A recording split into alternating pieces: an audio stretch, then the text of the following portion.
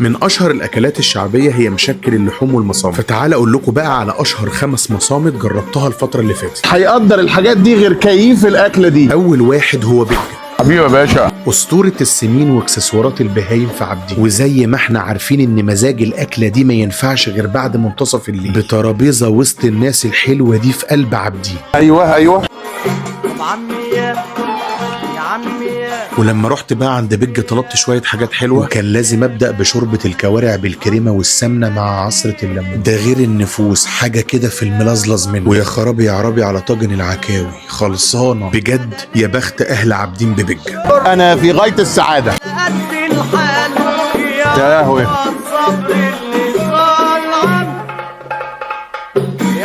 تاني واحد هو بحة بتاع النصرية، أقدم وأشهر حد بيقدم الأكلة دي في مصر. وزي ما انتوا عارفين الشوربة هي أول حاجة ببدأ بيها، واللي لازم تكون قدها عشان تقوم بيها. وشوية مشكل بقى ملهمش حل، ممبار على لحمة راس على كبدة على فشة. واللازم كنت لازم أعمل سندوتش العظمة.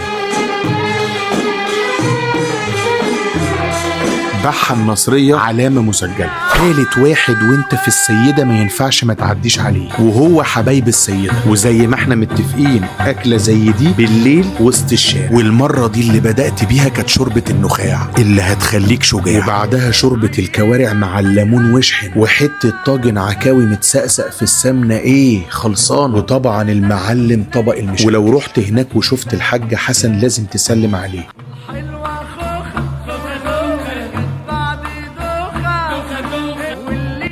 السيدة زينب يعني حبايب السيدة.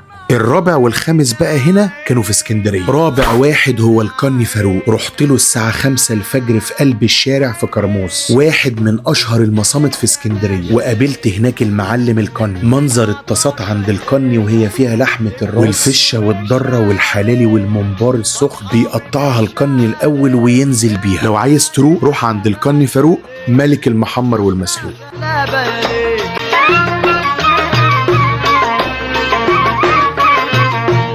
خامس واحد هو مصمت الفاروق برضه في كرموز.